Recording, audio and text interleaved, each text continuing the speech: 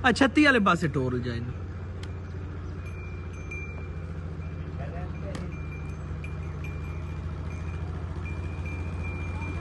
ਬਾ ਅਮਨ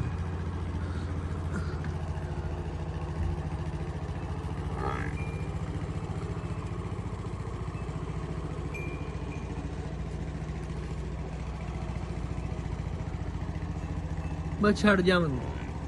ਅਜੇ ਕਰ ਲੈ ਲੈ ਛੋਟੇ ਹੋਣੇ ਕੋਈ ਫਿੱਕੀ